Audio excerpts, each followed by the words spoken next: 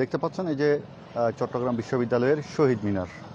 এই যে শহীদ মিনারের পাশেই ছোট্ট একটি চায়ের দোকান করে, একেবারে ছোট্ট একটি চায়ের দোকান।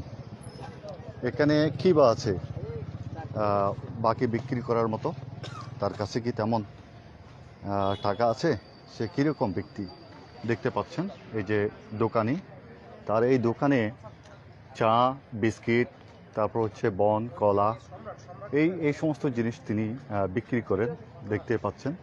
তো এরকম ছোট্ট একটি দোকান থেকে লক্ষাধিক টাকা যদি ছাত্রলীগের নেতাকর্মীরা বাকি খেয়ে যায়, তো এই লোক কোথায় গিয়ে দাঁড়াবে?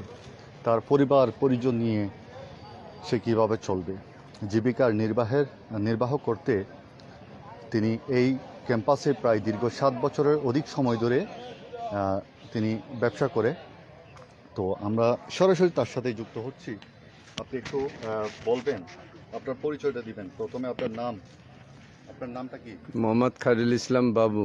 আচ্ছা, কতদিন ধরে এখানে ব্যবসা করেন? এই 7 বছর মতন। 7 বছর। আপনার দেশের বাড়ি কোথায়? দেশের বাড়ি যশোর। যশোর। আপনি আমাকে একটু আগে বলছেন যে এখানে ছাত্রলীগের নেতাকর্মীরা আপনার কাছ থেকে প্রায় 1,60,000 টাকা মতো বাকি গিয়েছে। তারা কারা বাকি গিয়েছে? ভার্সিটির প্রেসিডেন্ট রুবেল, সুমন নাসির, তার সেলাবেলা, আরো ছাত্রলীগের পুলাবান আছে। 1,000, 2,000, 2,500, 3,000 এরম খেয়ে খেয়ে জায়গা। মামা আমি দিব, ভাই দিব, এ দিব করতে করতে ধরেন দেয়ালে পিঠ ঠেকে গেছে। এখন মানে বউ বাচ্চা নিয়ে বহুত কষ্টে আছি, না খেয়ে দিয়ে দিন যাপন করছি। এইভাবে দেখছেন না দোকানটা খালি বসে আছি, যে একটা কুত্তাও নাই। ঠিক আছে। তো মানে ছাত্রলীগ এখানে ছাত্র দল থাকার কথা বা ছাত্র শিবির থাকার কথা, এরা কি ছিল তখন নাকি শুধু ছাত্রলীগে ছিল? এরা ছিল, এরাও ওই ধরনের না। ছাত্রলীগই যা অত্যাচার করছে, ঠিক আছে। অন্য অন্য পোলাবান ওরা ভালো, ওরা আমার খেয়ে মারিনি। খেয়ে গেলেও পরে মামার এই বিলটা ভুলে গেছি, কি এদের পাইতেন টাকাটা রেখে দেন, এটা দিয়ে গেছে। ছাত্রলীগের ছেলেরা দেয় নাই? ছাত্রলীগের ছেলেরা দিইনি। বাকি খেয়েছিল মামা পরে দিমু, টাকা পাঠাইলে দিমু, বিকাশতে আইয়ে করে এরকম ব্যবসা করি, ভয়ভূতি দেখায়। ঠিক আছে না, ব্যবসা করতে পারবে না, দোকান উঠে দিমু, তালা মারমু, হ্যান করমু, ত্যান করমু। কখনো টাকা পয়সা নিছে? ক্যাশ টাকা নিছে? ক্যাশ টাকা এসে মামা 100 দেন, 200 দেন, তেল ভরমু, এ করমু। ঠিক আছে, দিছেন আপনি? দিছি। রিক্সা ভাড়া নাই, সিগারেট কিনমু।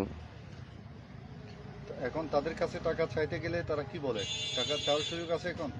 সুযোগ তাদের করলে ক্যাম্পাসে আসলে দিমু, পাঠাই দিমু।